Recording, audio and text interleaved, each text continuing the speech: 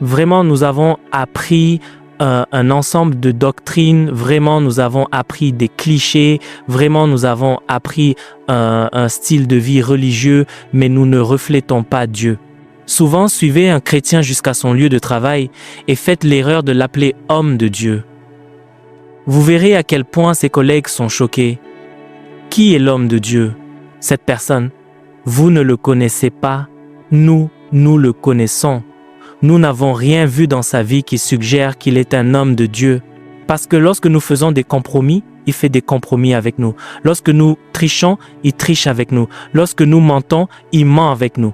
Alors, oubliez qu'il connaît certaines choses dans la Bible.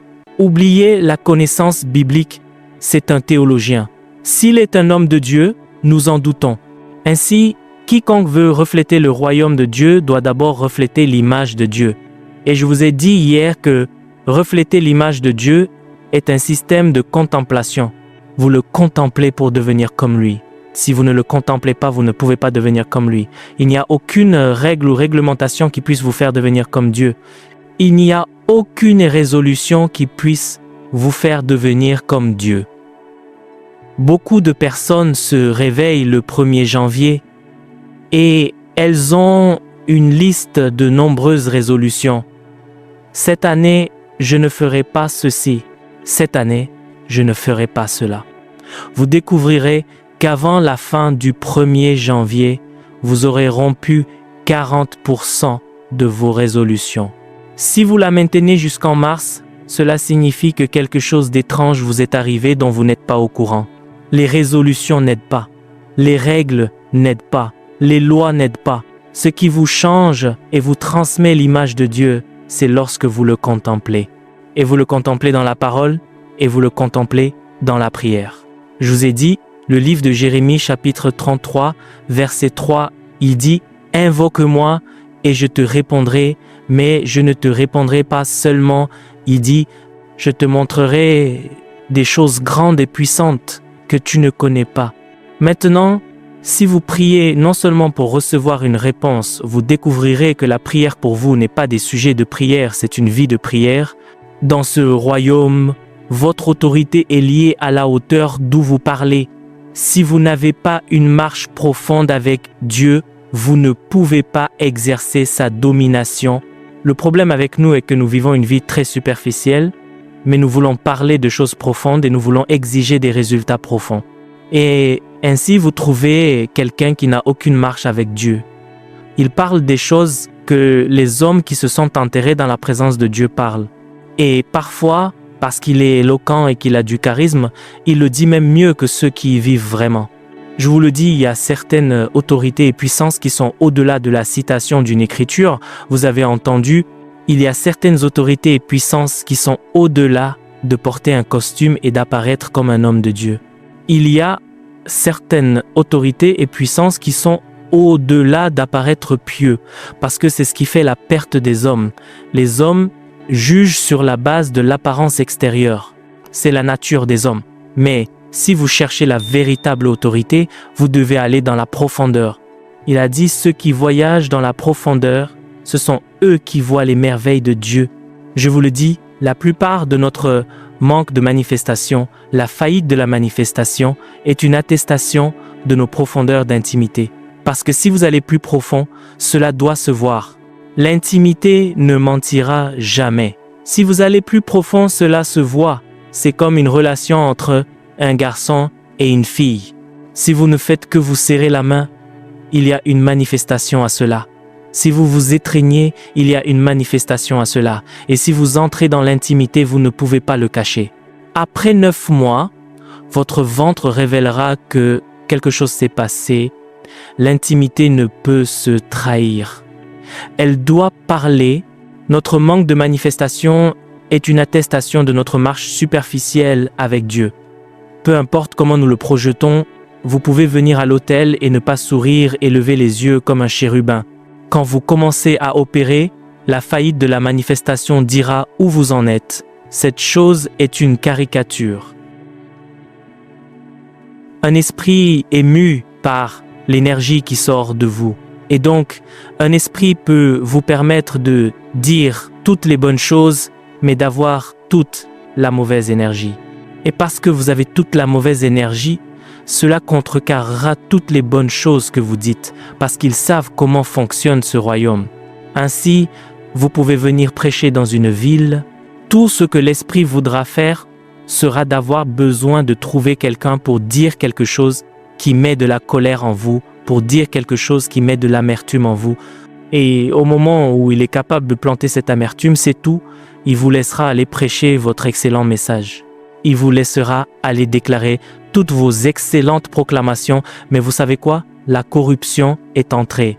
Pendant que vous parlez, bien que vos mots soient corrects, c'est l'amertume que vous émettez. L'amertume. Ainsi, l'atmosphère sera saturée de l'amertume. Les hommes peuvent ne pas le percevoir, mais les esprits le savent. Et donc, vous quitterez cette réunion. Les mots que vous entendez ne resteront pas avec vous pendant 5 minutes. Mais quelque chose est arrivé à la structure de votre âme. Et les 4 prochains mois, vous ne réaliserez pas que chaque action que vous entreprenez sera remplie d'amertume. Vous l'avez reçu de quelque part. Vous pouvez aller dans un endroit pour prêcher un message correct, la doctrine, n'est-ce pas? Mais un esprit vous permettra de toucher quelque chose qui vous souille. Et donc, un homme commet la fornication et il entre dans un endroit et il dit « Non, je suis pardonné ». Pas de problème si c'est tout ce que vous savez, mais il y a plus que cela. Parce que vous vous êtes livré à cette fornication, quelque chose est arrivé à la structure de votre âme. Et donc, vous venez, même si vous prêchez la sainteté, vous prêchez l'enfer est réel. Les gens qui vous entendent en quittant cet endroit, ils commenceront à avoir des rencontres étranges. Et vous serez choqués que certains feront des rêves et commenceront soudainement à se voir coucher avec des gens. Pendant ce temps, ils ont entendu un message correct, mais une autre énergie est entrée en eux. Et puis, à partir de cette réunion, les gens partiront et certains d'entre eux commenceront à lutter avec ce qu'ils avaient conquis il y a longtemps. Vous trouverez beaucoup de gens qui retournent à la pornographie. Beaucoup retournent à la masturbation. Beaucoup retournent à l'immoralité parce que vous avez transmis cette énergie. Vous aviez la bonne doctrine, mais votre énergie était mauvaise et les esprits le savent. Alors, ce que les esprits font, c'est qu'ils corrompent la structure de l'âme, mais ils permettent à l'intelligence d'être juste. Ainsi, l'intelligence, la sagesse, l'exégèse est correcte, mais la structure de l'âme est un poison. Paul a dit, parce que nous vous aimons tellement. Le livre de première épître aux Thessaloniciens, chapitre 2, verset 8, il a dit, nous ne vous avons pas seulement enseigné l'évangile. Il a dit, nous vous avons aussi transmis la substance de notre âme. Une jeune dame a couru vers moi en pleurant. Quel était le problème? Elle entendait un apôtre prêcher et dans le naturel, l'intelligence du message était autre chose. Mais pendant qu'elle écoutait le même message, elle s'est assoupie et en s'assoupissant, elle commettait la fornication. J'ai pensé que lorsque vous entendez quelqu'un et que vous vous assoupissez, vous devriez toucher au contexte spirituel du message. Oui, mais ce qu'elle a touché était en fait la fornication. Elle entendait donc un homme prêcher puissamment, parler de la puissance de Dieu, parler de la gloire de Dieu. Elle a dormi, au lieu de voir des chérubins, au lieu de se voir se mouvoir en puissance, elle a soudainement découvert qu'elle dormait avec quelqu'un. Maintenant, c'est l'énergie qui était transmise. C'était la réalité qui était transmise. Mais dans le naturel, parce qu'elle n'avait pas de discernement, elle ne savait pas, elle interagissait donc avec le message dans le cerveau, mais son esprit était compromis. Et c'est pourquoi je soulignerai encore, soyez prudents avec les gens qui vous disent que ce que vous faites n'a pas d'importance, parce que ce que vous faites a vraiment de l'importance. C'est ce qui détermine votre essence. Et lorsque vous sortez pour exercer le gouvernement de Dieu, vous découvrirez que ce que vous ne dites pas aura beaucoup plus d'impact sur les gens que ce que vous dites. C'est pourquoi, dans le corps de Christ aujourd'hui, vous voyez parfois beaucoup d'arrogance. Pourquoi en est-il ainsi? Le message est correct, l'essence est l'arrogance. Et ainsi, les gens utilisent la révélation pour défier les autorités. Les gens utilisent la révélation pour démontrer l'anarchie et le manque d'ordre. Et si vous n'êtes pas spirituel, vous jugerez ce qui est prêché. Mais vous ne pouvez pas discerner l'essence. Et l'essence est supérieure au message. Aujourd'hui, l'immoralité est comme un fléau dans le corps de Christ. Pendant ce temps, tant de gens prêchent le feu, tant de gens prêchent le réveil, tant de gens prêchent la sainteté. Pourquoi est-ce que presque 7 jeunes sur 10 sont soit accros à la pornographie, soit accros à la masturbation, soit accros à l'immoralité. Pendant ce temps, nous prêchons tous le feu, le feu. En fait, le feu est partout parce que le message est correct, l'essence est souillée, mais malheureusement, la plupart d'entre nous ne font pas d'affaires avec la parole. Quand Dieu m'enseignait sur la façon de faire des affaires avec la parole, il m'a dit qu'il y a 4 couches d'interaction avec la parole. Il a dit que la première couche est de lire. Quand vous la lisez, vous devenez conscient. La lecture apporte la familiarité et la conscience. Le livre de Première Épître à Timothée, chapitre 4, verset 13, il a dit « En attendant que je vienne, applique-toi à la lecture ». Et il a dit « Quand tu as fini de lire, il dit « Tu entres maintenant dans l'étude ». Le livre de Deuxième Épître à Timothée, chapitre 2, verset 15. Étudie pour te montrer approuvé, un ouvrier qui n'a pas à avoir honte, divisant correctement la parole de vérité. Et il a dit qu'il y a 2 dimensions à l'étude. Il a dit que l'étude est l'exhortation et la doctrine. C'est pourquoi le livre de Première Épître à Timothée, chapitre 4, verset 13, a dit « Lecture, exhortation et doctrine ». Parce que peu importe comment vous lisez, il y a des choses que vous ne pouvez pas trouver. Alors, quelqu'un qui a trouvé quelque chose, quand vous écoutez cette personne, elle vous amène dans l'atmosphère de ce qu'elle a trouvé. C'est pourquoi vous allez à l'exhortation. Cela signifie par exemple, si je veux comprendre la foi, j'écoute maintenant l'évêque David, il a capté quelque chose dans la foi, ce n'est pas juste de la théorie, il l'a prouvé. Et ainsi, pendant que je l'écoute, il me montre quelque chose dans la foi que je ne connais pas et je suis élevé, c'est l'exhortation. Donc, l'exhortation signifie glaner dans la recherche d'un autre homme. Ensuite, quand vous faites cela, il a dit, vous devez faire de la doctrine. Qu'est-ce que la doctrine? La doctrine n'est pas juste un ensemble de systèmes de croyances. Non. La doctrine est pour vous de découvrir des vérités contextuelles en raison de votre propre labeur de recherche. Donc, si je veux comprendre ce qu'est l'amour, je devrais être tapé amour dans ma Bible et obtenir chaque verset qui parle de l'amour. Quand je le rassemble, je séparerai ceux qui n'ont rien à voir avec la transformation, parce qu'il y a un amour qui peut être. Isaac a aimé sa femme, ce n'est pas ce que je cherche. Donc je vais d'abord tout déterrer de mon étude. Ensuite, je commencerai à étudier ce qui explique et expose l'amour. Au fur et à mesure que je le rassemble et que je le lis en contexte, je saurai maintenant ce que Dieu veut dire quand il parle d'amour. Je comprendrai donc l'amour d'une action à une nature, et au-delà d'une nature à la personne de Dieu. Donc je sais que si j'aime, cela signifie que je suis comme Dieu. Et ce genre de voyage sera un voyage que j'explore à travers la doctrine. C'est là que l'interaction avec la parole devient un labeur. Mais vous voyez, beaucoup ne sont pas disposés à travailler dur. Ils veulent juste prendre un verset d'écriture pour créer une impression. Nous nous enorgueillissons. Je suis conférencier. Je suis dans cette université depuis 15 ans. Vous êtes ici et il n'y a pas de réveil. Qu'avez-vous fait? Pendant ce temps, Dieu a dit à Josué, « Partout où vous poserez la plante de vos pieds, je vous l'ai donné. » Comment se fait-il que vous ayez marché autour d'un campus pendant 15 ans et que la signature de Dieu n'y soit pas et que vous n'ayez pas honte? Vous le dites. Vous avez besoin d'une retraite? Quelqu'un vous dit, « Je contrôle ce marché. » Contrôler quel marché? Le marché qui est plein de voleurs. Comment se fait-il que les gens n'aient pas de rencontres?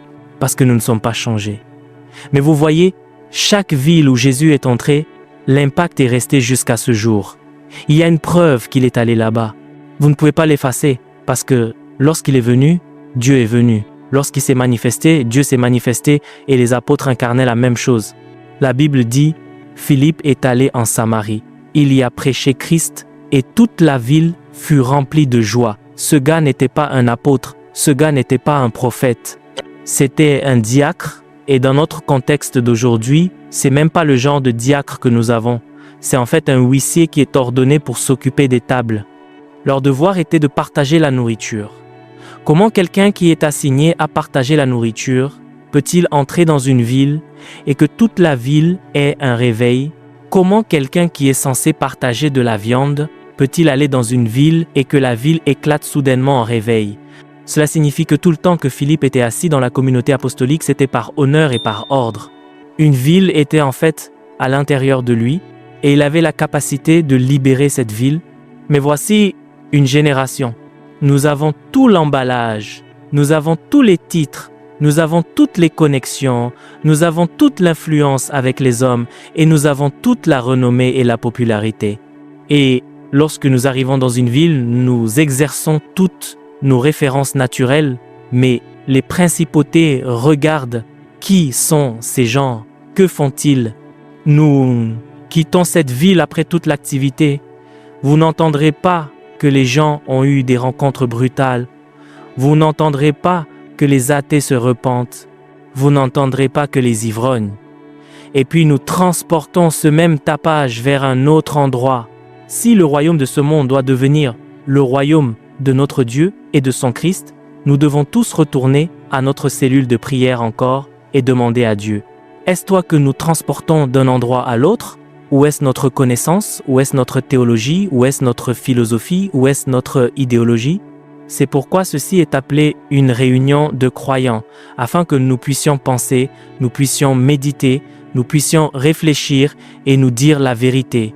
Certains d'entre nous assis ici sont des étudiants du campus, et le campus ne sait même pas que nous sommes là. Pendant ce temps, lorsque nous entrons dans notre petite communauté, nous sommes papa. À l'âge de 22 ans, vous êtes papa. Cela signifie que, au moment où vous aurez 28 ans, vous serez un grand-papa. Et à 30 ans, vous quitterez ce monde. Comment quelqu'un à 22 ans peut-il être papa et vous arrivez au service, les 3 ou 4 protocoles vous suivent? Pendant ce temps, le campus n'est pas au courant que vous êtes là. Les principautés ne sont pas au courant que vous êtes là. En fait, de nos jours, lorsque nous prions, nous nous impressionnons nous-mêmes, et lorsque nous avons fini de nous impressionner nous-mêmes, nous nous en allons.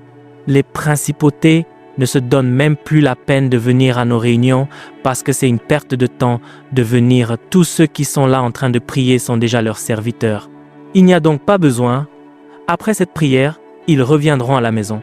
Il dit, nous tous, le visage découvert, contemplant comme dans un miroir la gloire du Seigneur, nous sommes changés. S'il vous plaît, écoutez-moi. Dis-toi, je ne quitterai pas cette réunion tant que je n'aurai pas une rencontre définitive. Dis-toi, si tout ce que Dieu fera pour moi est de me donner une rencontre qui me changera, que cela me suffise. Toute autre chose suivra après cela. Mais quoi qu'il arrive, vous devez arriver à ce point où vous dites, je ne me mentirai plus. Je sais que j'ai un groupe de prière. Je sais que j'ai une communauté. Je sais que je suis un ministre itinérant. Je sais que les gens me connaissent. Mais la vérité est que moi et moi-même savons que je ne ressemble pas à Jésus. Parce que si votre mission est de contempler, vous saurez que ce n'est pas quelque chose dans lequel vous pouvez sauter et sortir. Père, et tu apportes ta liste de courses, et tu achètes dans le royaume de Dieu, et tu t'en vas. Si vous savez que vous êtes venu voir, vous y resterez longtemps. Parce que si c'est lui qui vous montre, cela signifie que vous n'opérez plus selon votre propre calendrier. Vous opérerez selon son calendrier, parce qu'il décidera quand il se manifestera. Et s'il se manifeste, il décidera combien de temps vous y êtes pour voir ce que vous avez besoin de voir. Vous voyez maintenant pourquoi la génération des sujets de prière, la génération des manuels de prière n'a pas aidé une génération, n'a pas aidé un peuple. Cela aide les enfants à recevoir des choses. Mais si c'est le royaume que nous cherchons, les manuels de prière, les sujets de prière ne peuvent pas nous emmener loin, parce que ce que nous voulons faire, c'est contempler. Ainsi, lorsque nos réponses viendront, nous resterons quand même pour qu'il nous montre des choses grandes et puissantes. C'est en nous montrant que nous devenons, parce que la loi de l'esprit est que ce que vous voyez et ce que vous devenez, il a dit, il n'est pas encore manifesté ce que nous serons, mais quand nous le verrons, nous serons comme lui. Et donc, si vous voulez contempler, vous contemplez aussi dans la parole, parce que la parole est l'image du Christ. L'image du Christ n'est pas les images que nous avons dans nos bureaux. Ce ne sont pas les images que nous avons dans nos téléphones. Ce ne sont pas les images. Lorsque vous tapez Jésus en ligne, vous allez voir beaucoup d'images. Ce n'est pas l'image du Christ. L'image du Christ est la parole de Dieu révélée. Paul a dit dans le livre de l'Épître aux Galates, chapitre 3, à partir du verset 1, quand il a voulu peindre Christ aux gens, il a peint Christ à travers l'Évangile. C'est donc votre compréhension de l'Évangile qui vous révèle l'image du Christ. Et ainsi, beaucoup de personnes n'ont pas compris la parole de Dieu. Ils n'ont pas compris l'Évangile. Ils ont donc des images d'individus dans leur tête et c'est pourquoi ils ne connaissent pas le Christ. Et parce qu'ils ne connaissent pas le Christ, ils ne sont pas comme le Christ. Et parce qu'ils ne sont pas comme le Christ, ils ne peuvent pas exercer le gouvernement. Et il y a d'autres personnes qui savent que vous pouvez trouver Christ dans l'Écriture. Mais le problème est qu'ils cherchent des Écritures à prêcher. Vous ne prenez pas le relais en prêchant. Vous prenez le relais en émettant Dieu. Et donc, si votre message ne vient pas d'un point de vue d'une révélation, une révélation qui vous a d'abord impacté, il ne peut pas impacter votre monde. Ce verset d'écriture que vous citez, à quel point vous a-t-il impacté? S'il ne vous a pas impacté, comment pensez-vous qu'il impactera votre société? Parce que vous et votre société souffrez de la même chose.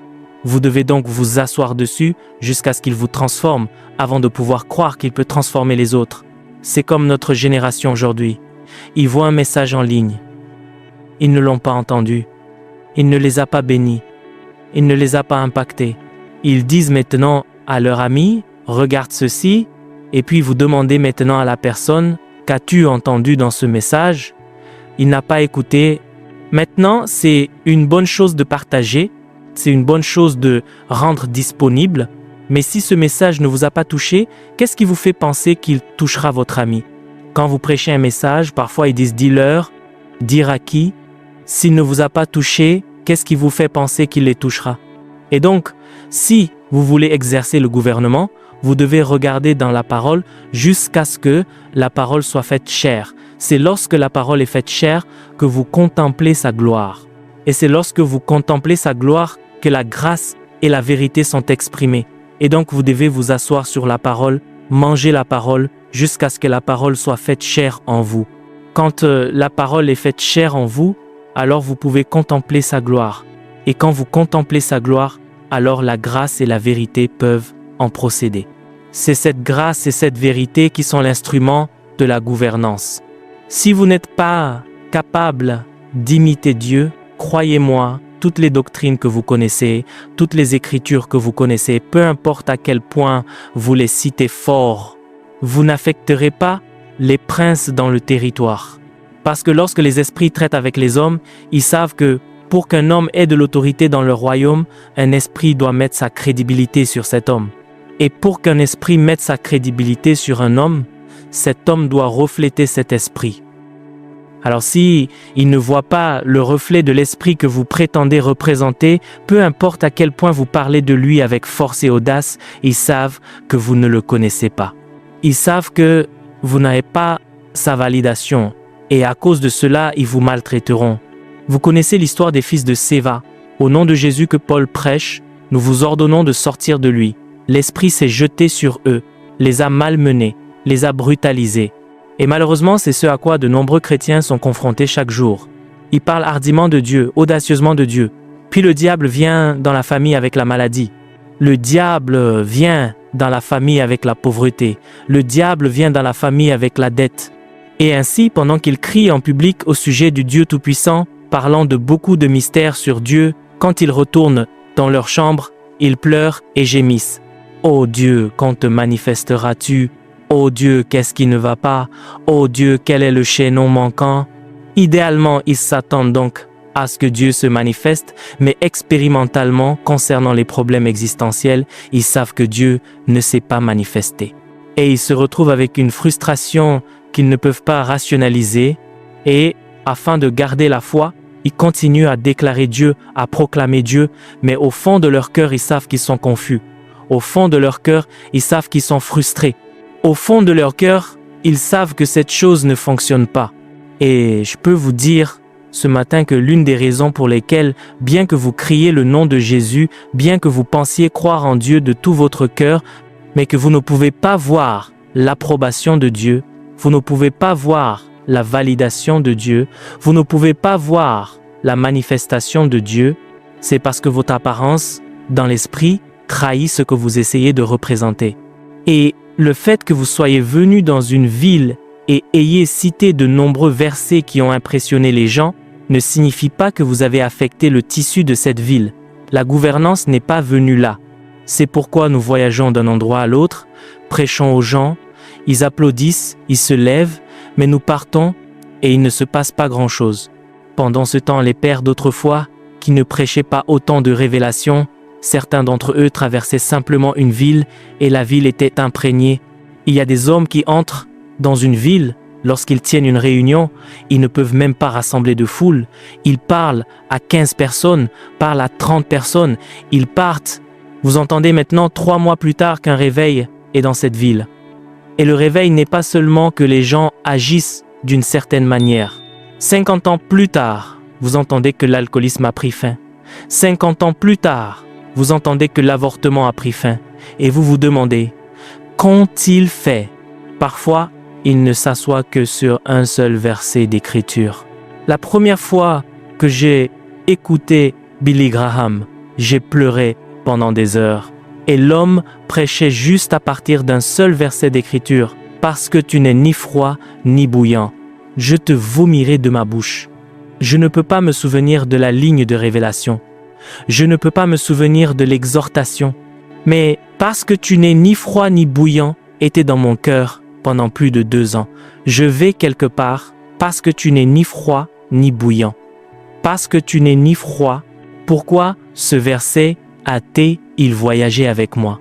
Comment l'a-t-il étudié? Qu'a-t-il fait avec ce verset qu'il l'a juste cité et que ce verset a fait de moi un prisonnier? Parce que la parole était chère en lui. Il ne citait pas une écriture qu'il avait lue. Il ne citait pas une écriture. Il a entendu quelqu'un dire « peut-être qu'il a prié avec cette écriture pendant 10 ans. Peut-être qu'il a prié avec cette écriture pendant 5 ans. » Et ainsi, lorsqu'il libère cette écriture dans votre esprit, cette écriture vous traumatisera également pendant 5 ans. Cette écriture vous traumatisera également pendant 10 ans. Et jusqu'à ce que vous arriviez là où cette écriture l'a emmené, l'écriture ne vous quittera pas. Il n'a donc pas lu pour prêcher, il a lu pour devenir. Et ainsi, partout où il va pour vous dire ce qu'il sait, vous aussi vous devez devenir. Ainsi, leurs paroles ne sont pas seulement des révélations qu'ils communiquent, ce sont des témoignages qu'ils apportent à un territoire. Et ainsi, lorsqu'ils quittent ce territoire, il doit y avoir une marque dans ce territoire. Ce ne sont donc pas des prédicateurs, ce sont des témoins. Ils sont devenus, ils ont incarné afin de pouvoir le communiquer à une génération. Nous tous, le visage découvert, contemplant comme dans un miroir la gloire du Seigneur, nous sommes changés. Qu'est-ce que j'aimais dans ma famille, dans ma communauté, sur mon lieu de travail? Qu'est-ce que j'aimais? Est-ce le Christ et sa lumière que j'aimais? Ou est-ce la colère? Ou est-ce la luxure? Ou est-ce l'arrogance? Qu'est-ce que j'aimais? Pour que vous appreniez à purger et aussi à vous protéger. Parce que tout agent du royaume qui exercera le gouvernement doit maîtriser l'art de la purge et de la protection. En fait, si vous devenez un ministre qui voyage beaucoup, vous verrez beaucoup de flèches que le diable tire sur les gens. Parfois, vous sortez de votre réunion quand vous êtes sur le lieu, vous êtes sur le point de monter, alors le diable vous lancera la luxure dans votre âme, la lancera avec tant d'intensité. Si vous ne savez pas comment vous protéger, vous vous êtes préparé pour une réunion, mais vous apporterez la luxure à l'autel. Ces gars sont des entités du royaume. Ils savent comment cette chose fonctionne. Il vous amènera à une réunion. Vous êtes assis là. Pendant que vous êtes assis là, il vous lancera quelque chose que quelqu'un a dit contre vous dans le passé. Ou parfois, pendant que vous allez à la réunion, si vous ne savez pas comment vous protéger, vous prenez simplement votre téléphone, vous voulez lire la Bible, vous cliquez maintenant sur YouTube, vous cliquez sur Facebook. Alors vous verrez quelque chose qu'ils ont cuisiné à votre sujet et cela étouffera votre âme de tant d'amertume et de douleur. Et alors que vous montez sur cet autel, tout ce que vous émettrez sera des douleurs et de l'amertume ou de l'insécurité. Vous prêcherez un message intelligent, mais à la fin de la journée, les gens qui partiront de là partiront avec une malédiction d'amertume. Qu'est-ce que vous émettez? Si nous parlons de gouvernement, si nous parlons de royaume, si nous parlons de domination, ces questions ne peuvent être surestimées. À quoi est-ce que je ressemble? Où est-ce que je me tiens? Qu'est-ce que j'émets? Ce sont les références d'un homme qui peut apporter le gouvernement de Dieu. C'est une réunion de croyants. Où est-ce que vous vous tenez? Vous savez, j'ai posé des questions. La première question que j'ai posée est « À qui est-ce que je ressemble ?» La deuxième question que je pose maintenant est « Où est-ce que vous vous tenez ?» Votre autorité est liée à l'endroit où vous vous tenez. Devant Dieu, auprès duquel je me tiens, il n'y aura ni pluie ni rosée. Numéro 3, je sais comment prêcher un message qui peut vous faire crier, mais je vous dis, ce sont les fondations de l'autorité et de la puissance chrétienne. Où vous tenez-vous avec Dieu? Quand Élie est venu vers le roi, il n'avait pas de popularité. Il a même dû se présenter. Ce n'est donc pas la popularité qui commande l'autorité. Imaginez un homme qui doit se présenter a le pouvoir de fermer les cieux. Et il est venu. Il a dit, Élie, le Tishbite, qui était des habitants de Galaad, est venu au palais et s'est tenu devant le roi. Le livre de premier livre des rois, chapitre 17, versets 1 et 2. Et il a dit, devant Dieu, auprès duquel je me tiens. C'est la seule référence que j'ai. Je ne sais pas faire de publicité, je ne sais pas comment établir des liens avec les hommes, mais je sais comment me tenir quelque part. Devant Dieu, auprès duquel je me tiens, il n'y aura ni pluie ni rosée. Et il n'a pas dit, sauf si Dieu parle. Il a dit, sauf à ma parole. Et il s'en est allé. Je sais que le roi le regardera et dira, quand as-tu commencé à permettre au clown d'entrer dans mon palais? Comment est-il arrivé ici, cet homme? Imaginez ce qu'il porte. Comment ne savez-vous pas les vêtements que les princes portent? Ils ne portent même pas un vêtement royal. Comment l'avez-vous autorisé à venir devant moi? Après 7 jours, il n'y a pas eu de pluie. Après 14 jours, pas de pluie. Après 21 jours, non. Il dit, viens. Cet homme qui est venu l'autre jour, comment a-t-il dit qu'il s'appelait encore? C'est ainsi que vous devenez populaire. C'est votre manifestation qui vous présente. Comment a-t-il dit qu'il s'appelait? Ils disent, nous ne savions pas. Mais y a-t-il quelque chose, comme un mensonge? Quelque chose? Ne vous inquiétez pas, vous irez bientôt le chercher. Après 2 mois, pas de pluie. Viens, ce nom. Comment s'est-il appelé encore?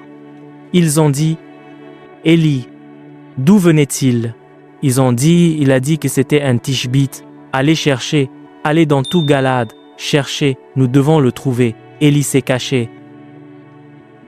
Nous tous, le visage découvert, contemplant comme dans un miroir la gloire du Seigneur, nous sommes changés. Qu'est-ce que j'aimais dans ma famille, dans ma communauté, sur mon lieu de travail? Qu'est-ce que j'aimais? Est-ce le Christ et sa lumière que j'aimais?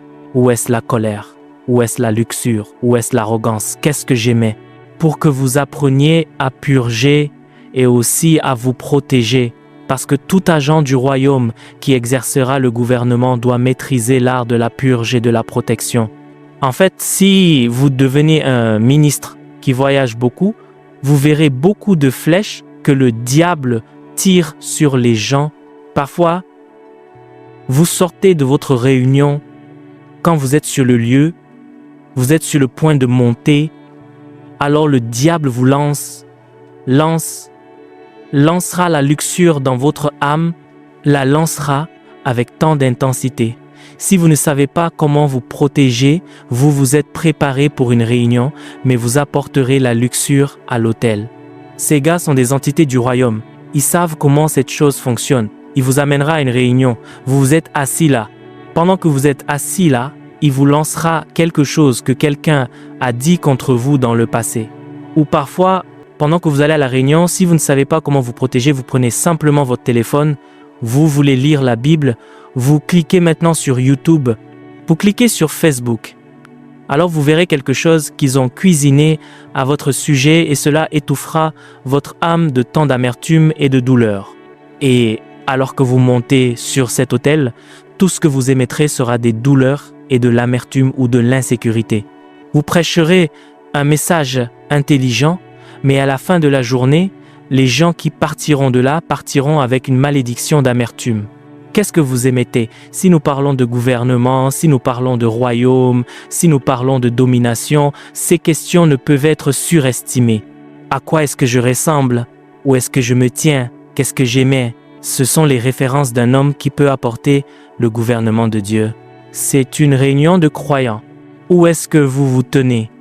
Vous savez, j'ai posé des questions. La première question que j'ai posée est: à qui est-ce que je ressemble? La deuxième question que je pose maintenant est: où est-ce que vous vous tenez? Votre autorité est liée à l'endroit où vous vous tenez. Devant Dieu, auprès duquel je me tiens, il n'y aura ni pluie ni rosée. Numéro 3, je sais comment prêcher un message qui peut vous faire crier, mais je vous dis, ce sont les fondations de l'autorité et de la puissance chrétienne. Où vous tenez-vous avec Dieu? Quand Élie est venu vers le roi, il n'avait pas de popularité. Il a même dû se présenter. Ce n'est donc pas la popularité qui commande l'autorité. Imaginez un homme qui doit se présenter a le pouvoir de fermer les cieux. Et il est venu. Il a dit: Élie, le Tishbite, qui était des habitants de Galaad, est venu au palais et s'est tenu devant le roi. Le premier livre des rois, chapitre 17, versets 1 et 2. Et il a dit: devant Dieu, auprès duquel je me tiens. C'est la seule référence que j'ai. Je ne sais pas faire de publicité, je ne sais pas comment établir des liens avec les hommes, mais je sais comment me tenir quelque part. Devant Dieu auprès duquel je me tiens, il n'y aura ni pluie ni rosée. Et il n'a pas dit « sauf si Dieu parle ». Il a dit « sauf à ma parole ». Et il s'en est allé.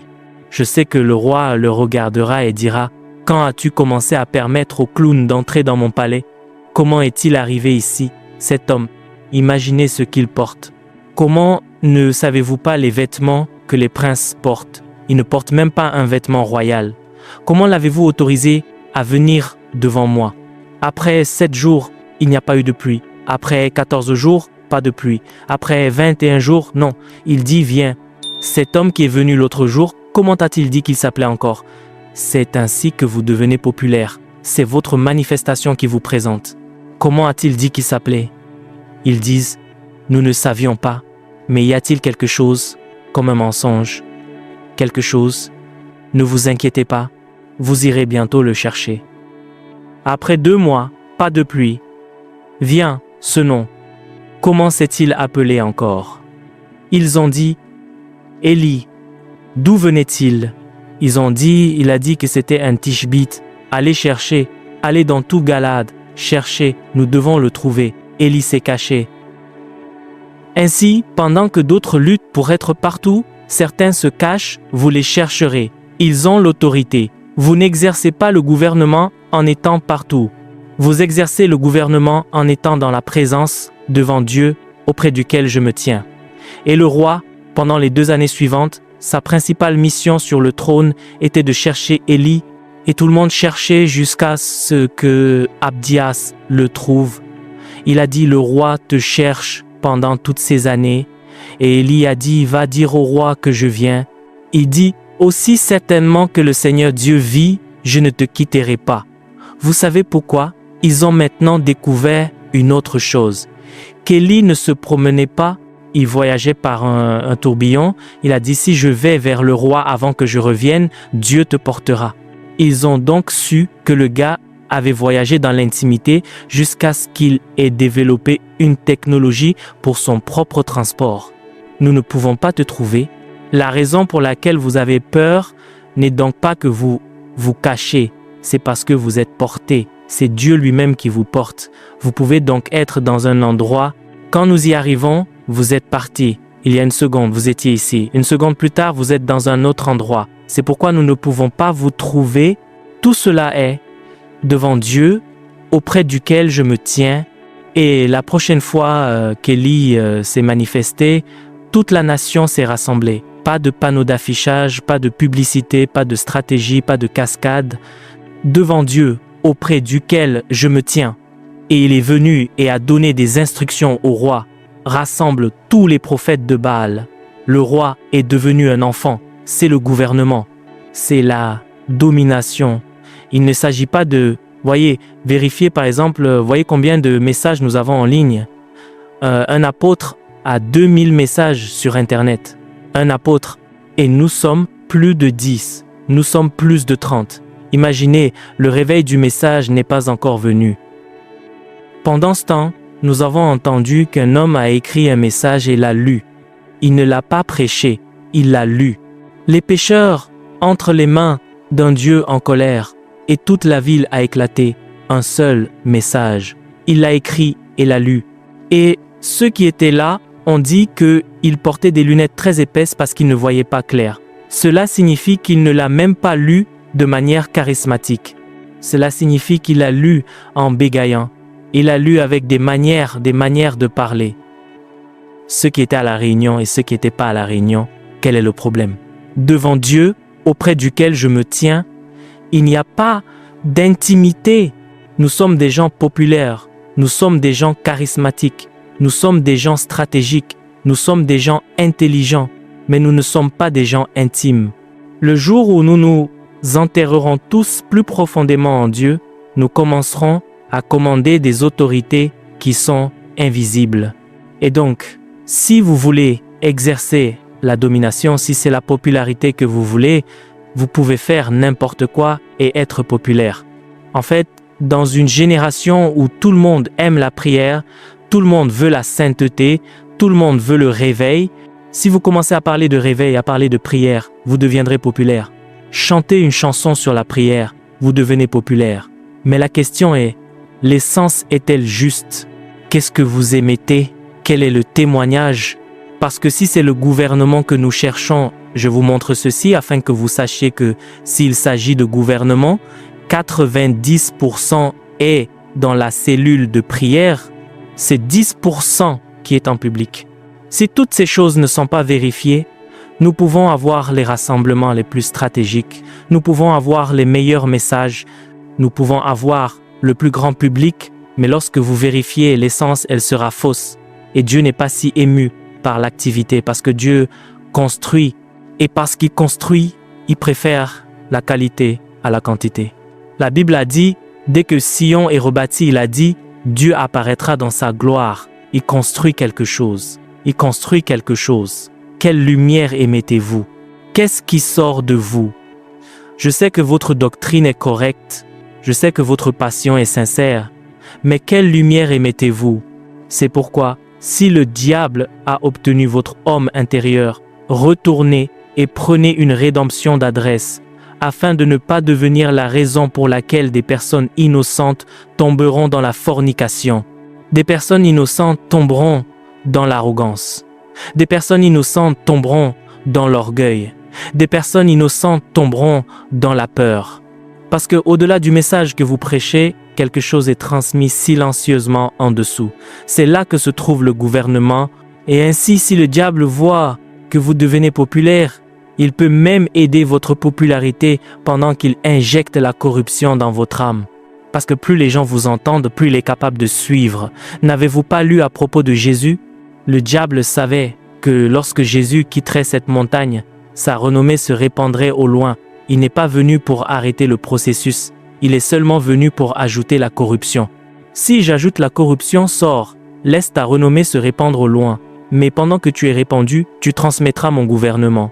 Et Jésus le savait. Alors Jésus a conquis la bataille de l'essence. Il n'a rien permis de souiller son essence, de sorte que lorsqu'il sortirait, ce qu'il dissémine serait le royaume de Dieu. Je sais que nous aimons Dieu. Je sais que nous avons de la passion pour son royaume.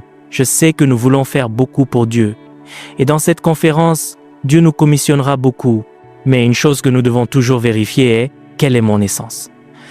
Idéalement, si je veux me dire la vérité, quelle est mon essence? Suis-je le message que je prêche? Parce que cette chose doit être le prédicateur et sa prédication. Il doit y avoir le message et le messager. Parce que s'il y a une contradiction entre le prédicateur et la prédication, s'il y a une contradiction entre le message et le messager, alors le gouvernement ne peut pas être exercé et donc tout le monde ne peut pas savoir qui vous êtes vraiment, mais vous devez vous asseoir et vous demander quelle est mon essence. Je sais que mon message est correct, je sais que mon message est accepté. Mais la question est, ce que j'émets est-il cohérent avec mon message? Parce qu'avec le temps, Vos suiveurs prouveront ce que vous prêchez. La vérité de votre message n'est pas seulement dans l'exégèse, elle est dans la qualité des suiveurs que vous élevez. Parce que vos suiveurs sont les preuves de l'essence de votre message. Et quand vous voyez un corps où beaucoup de gens sont retenus en captivité, alors il est temps de détourner le regard du message et de commencer à regarder les messagers. Qui sont ces gens qui disent ces choses? Nous avons entendu leur message. C'est théologiquement correct, c'est exégétiquement correct, mais les fruits que nous voyons ne sont pas cohérents avec l'exégèse. Alors, qui sont ces messagers? Et dans la convention des croyants, s'il y a quelque chose que nous voulons sonder, nous devons nous sonder nous-mêmes. Et donc, la troisième question ce matin est « Qu'est-ce que j'aimais ?» Le serviteur de Dieu partageait avec moi hier à propos d'un patriarche et ma paix m'a quitté. Maintenant que dans cette même ville, il est juste venu dans cette ville et l'influence est tombée, et pendant de nombreuses années, des choses se sont produites parce qu'un homme est venu. Et aujourd'hui, notre gloire est que nous voyageons partout dans le monde. En fait, nous en tirons de la fierté. J'étais au Canada hier, je serai à Londres demain, je suis au Ghana la semaine prochaine et je serai à Amsterdam la semaine d'après. La question est, tous les endroits où vous êtes allés, qu'est-ce qui s'est passé quand vous êtes partis? Quelle est la signature? Et c'est encore pire, lorsque vous avez la vie éternelle, mais que vous n'êtes pas transformé pour ressembler à Jésus. Ainsi, la vie de Dieu est en vous, mais dans la manifestation et dans l'apparence, vous exprimez et libérez une énergie démoniaque. Quand la colère sort de vous, elle peut faire éclater une ville. Quand votre orgueil se manifeste, il peut éclipser un roi. Quand la jalousie surgit dans votre esprit, elle peut même assassiner un enfant. Pendant ce temps, vous êtes le meilleur orateur. Vous êtes le meilleur adorateur. Tant d'activités spirituelles, mais peu de Dieu dans l'essence. À qui est-ce que je ressemble? Il a dit, nous tous, le visage ouvert, contemplant comme dans un miroir la gloire du Seigneur, nous sommes changés. Le pasteur Chala partageait avec moi hier à quel point, outre le fait qu'il croit en la parole de Dieu, il croit aussi au modèle. Il ne mente pas. Nous avons envoyé beaucoup de gens en politique qui ont été engloutis. J'étais avec Peter hier et il me disait à quel point le remède à notre problème sociétal est le discipulat. Il ne s'agit pas seulement d'envoyer des gens, nous connaissons tous les montagnes d'influence, mais qui est envoyé là-bas? Ainsi, lorsque nous parlons du royaume, il ne s'agit pas d'abord d'évangéliser le monde. Il ne s'agit pas de prendre les montagnes d'influence qui est envoyée. Et donc, nous devons revenir à la table de dessin parce que si vous vérifiez cette équation, être avec lui est plus long qu'être sans lui lorsque vous êtes envoyé. Jésus a été avec lui pendant 30 ans. Il a été envoyé pendant 3 ans et demi.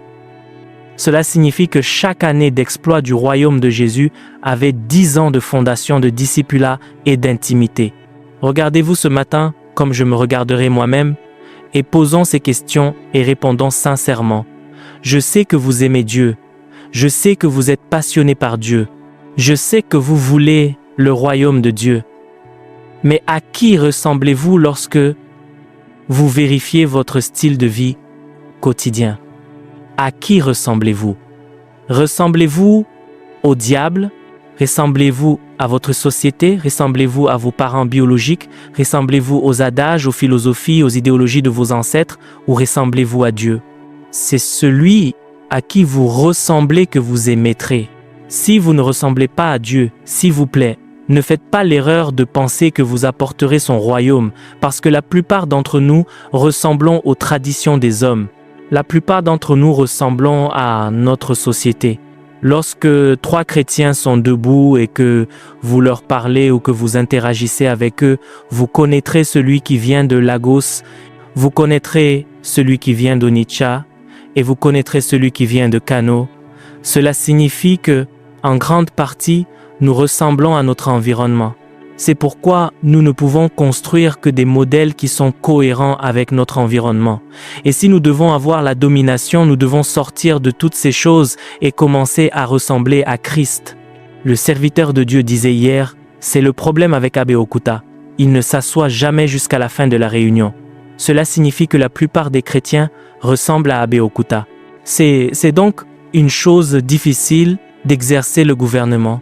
Alors, avant de sauter pour saisir les prophéties, assurez-vous de résoudre ces problèmes. Si ces problèmes ne peuvent être résolus, vous pourriez avoir besoin de prendre une retraite après cette conférence, afin que les choses qui seront libérées, vous soyez capables d'en faire usage. À quoi ressemblez-vous? Où vous tenez-vous? Et qu'est-ce que vous émettez? Inclinons la tête et prions alors que nous terminons cette session. Le remède à l'affliction humaine est la grâce de Dieu. Pouvez-vous lui demander ce matin, donne-moi la grâce de te représenter et d'être capable d'exercer ton gouvernement? Vous pouvez soutenir cette chaîne en envoyant vos dons via Orange Money ou en écrivant au numéro affiché à l'écran.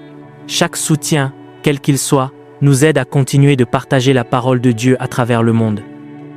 Que le Seigneur vous bénisse abondamment.